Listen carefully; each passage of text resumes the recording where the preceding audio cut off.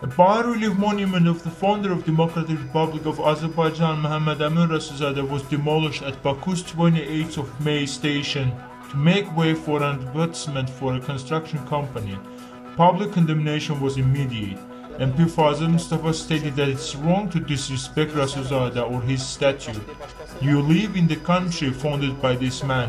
At least you should respect him. Iqbal Ağazadeh, the leader of the opposition party UMID, noted that even the Soviet government could not erase Rasulzadeh from public memory. Regarding the closure of park that a Rasulzadeh statue exists in Ganja city, grandson of Rasulzadeh, Rais Rasulzadeh, mentioned that there is executive order of president about his grandfather, while Musavat party sued MP Nagif Hamzayev due to an insult to Rasulzadeh.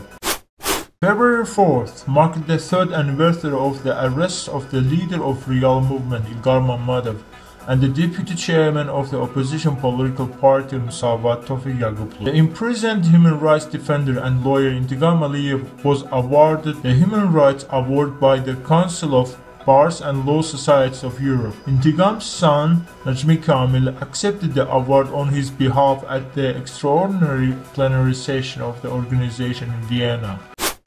President İlham Aliyev stated that Azerbaijan has contributed and will contribute to humanitarian development in Syria, adding that Azerbaijan feels very sorry for Syrian refugees. Meanwhile, US House Foreign Affairs Committee Chairman Ed Royce sent a letter to President İlham Aliyev decrying the forcible closure of the Baku office of Radio Free Europe, Radio Liberty, and the continued imprisonment of its star investigative journalist Khadija Ismailova. All this and other prisoners' situation harmed relations between our two countries.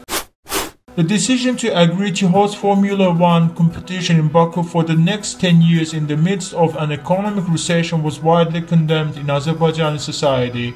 According to the Minister of Youth and Sport, Azad Rahimov, 12 million manat, about $7.4 million, will be spent on preparing roads for the competition. According to the BBC, Azerbaijan has spent $34 million on the competition thus far, and costs are expected to increase by 10% annually. On February 2nd, a hearing was held in the trial of those implicated in the death of the journalist Rasim Aliyev in Baku court on grave crimes. A motion to summon the doctors who treated Aliyev shortly before his death caused a controversy among accused persons and judge, and guards used tear gas in the courtroom to calm the dispute. The accused relatives went to President administration to express their disagreement. Emin Sadıkov expressed regret while testifying as a witness in the case of Nazim Agabeyov, the brother-in-law of Meydan TV director Emin Milli. Meanwhile, the journalist Sevinç Vagif Kızı was summoned to the General Prosecutor Office Grave Crimes Investigation Department for the third time the last several months. She was informed that this time she will be questioned related with activities of Meydan TV.